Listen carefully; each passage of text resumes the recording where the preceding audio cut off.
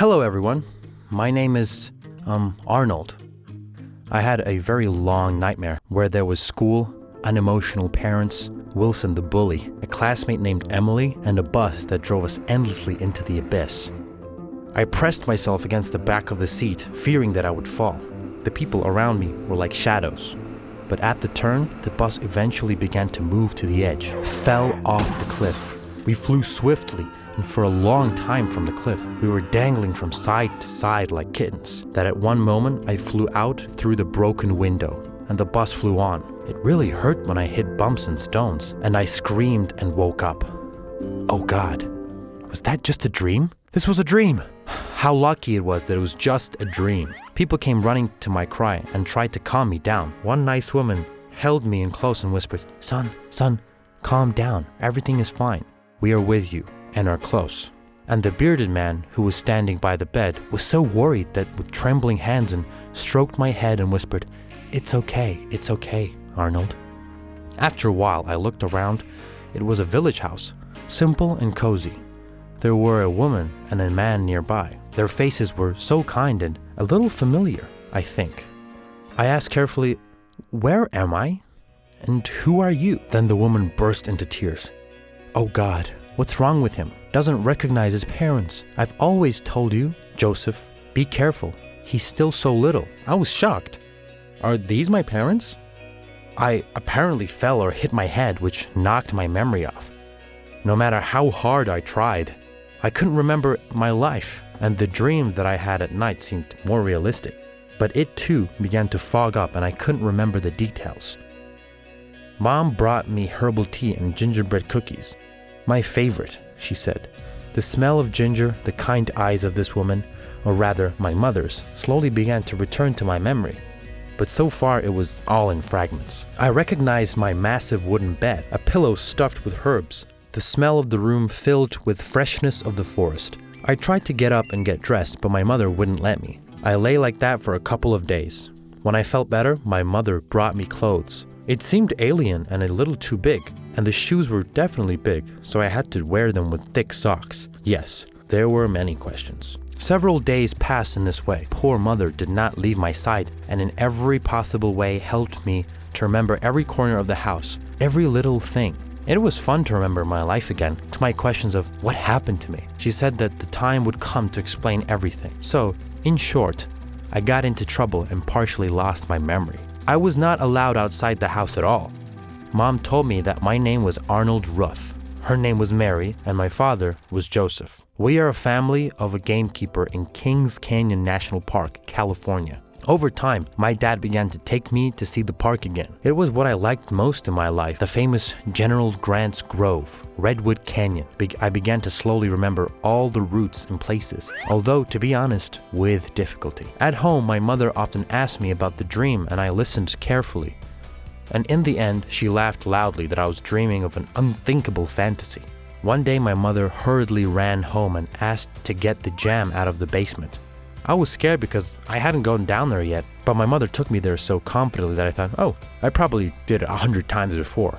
Downstairs in the back room, I found a whole stash of different types of jam. Then, suddenly I heard the sound of a loud rumble of the hatch. Approaching it, I got surprised that it was closed. I was so scared. No matter how hard I tried, the hatch did not give in. Having lost all hope that I would be heard, I lay down on the steps and fell asleep there.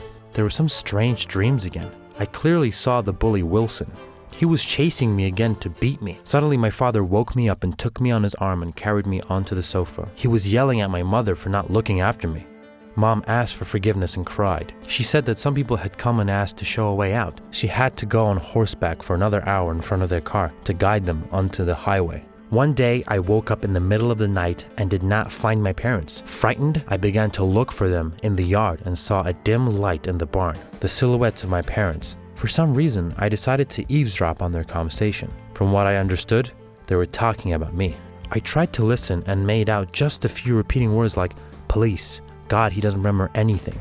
I won't give it to anyone. Then I accidentally stepped on a dry branch and gave myself away. My parents went out and took me to the house. They admitted that they were very worried about me having partial amnesia. I didn't know what to tell them. It seemed to me that I had begun to remember my life, seeing the aged, but still the familiar face of my mother. I decided to calm her down and told enthusiastically how we nursed a deer called Bambi. We bandaged his damaged leg, fed him from the bottle. Mom beamed with joy. I told you he will remember. He will remember everything, my dear son. You will soon remember everything, and we will live happily again. 3 of us. And Dad, surprised, couldn't say anything. He just fiddled with his beard, repeating, "Yes, yes. There are miracles." I continued to recall. When the deer was brought to a goat, it immediately began to lick it. But Bambi was making loud noises for a long time, calling for its mother. And because hunger rules in this world, the deer eventually recognized the goat and began to drink its milk. All 3 of us laughed happily and drank herbal tea with gingerbread cookies. I haven't felt so good for a long time. Then a disaster struck. Yes, there was no other way to name it. As usual, I dreamed of all sorts of nonsense. I again was hiding from Fat Wilson in my house. It was dark and the searchlights of police cars were coming from the street. They spoke through the loudspeaker, something like, "You're surrounded. Come out with your hands up. You are responsible for the boy's life." I repeat, you are responsible for the boy's life. Oh my God. This moron Wilson decided to lure me out of the house and beat me up this way. Yes. And he dragged the police into this. Although I realized that it was just a dream, I resented the stupidity of this Fat Wilson. But after a moment, I woke up, and the spotlights and the policeman's voice were real. I did not have time to fully realize what was happening when the light turned on and my parents rushed to me. Mom was all in tears. She rushed to me and hugged me tightly, as if protecting me from the pack of wolves. Dad was shaking. He tried to drag my distraught mom away from me. Then Dad left us and shouted, "I'm going to the police," and ran out.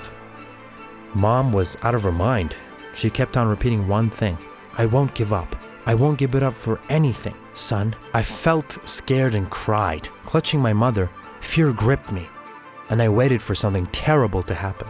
A couple of minutes later, police, doctors, random men and women burst into my room. My mother was dragged away by force and handcuffed. She desperately resisted and yelled, "Son, no! No, no!"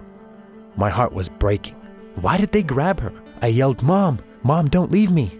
She grabbed one of the cop's hands and bit. He screamed in pain and then hit her head with a pistol. My mother fell and the door was covered in blood. I vomited and passed out. The nightmare began again, long and confusing. Then I somehow came to my senses. I automatically got out of bed and went to the bathroom, washed, put on clean clothes, and went to the kitchen. It was 7:30 a.m. My parents were sitting there drinking tea. Mom asked about my health. Dad raised his eyes from behind the newspaper and looked at me closely. Mom gestured for the maid to set my breakfast. We had breakfast in silence. I thanked them and got up from the table. Dad asked if I wanted something special because I had experienced so much terror and danger with these forest people. I told my parents my request. "Yes, please, Mom and Dad, make sure that the court pardons Mr. and Mrs. Ruth for this act." Mom raised her eyebrows and said this was not just some mistake, but a real crime. To hide a child who had lost his memory and to suggest that he was their son? I looked at her carefully and continued, "If you think that it's crazy to love someone else's child, to be ready to give your life for him, to throw yourself at an armed cop protecting your child is a crime, then the world is going in the wrong direction. Dad, I'll be downstairs in 5 minutes.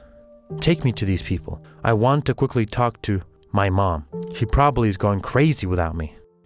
My biological dad nodded in agreement. Just a few days later, Mr. and Mrs. Ruth were released. We were together again. Mother Mary hugged me tightly. She did not want to let go for a long time and melted with happiness when I called her mom. I myself wanted to call her that. This was a kind, brave, caring woman. Such a strange story happened to me when my whole class was returning from a trip to Kings Canyon. The day was turning into night. Suddenly, the school bus got off the highway and we were quickly going down off the road. We were shaken and thrown up on each bump. It was so bad that some windows even shattered. I fell out and immediately lost consciousness. After driving like that for almost 300 meters, the driver was able to get the bus to the emergency site and soften the fall. It fell to one side. Fortunately, no one died. Everyone survived. These rescue services immediately arrived and everyone was evacuated to the city. In the craziness, they didn't recognize that I was missing until the next day. By then, the Ruths found me unconscious and picked me up. My mother, Mary, thought that I was a gift from God because a year ago she lost her son Arnold, who died of illness. She didn't want to take me back.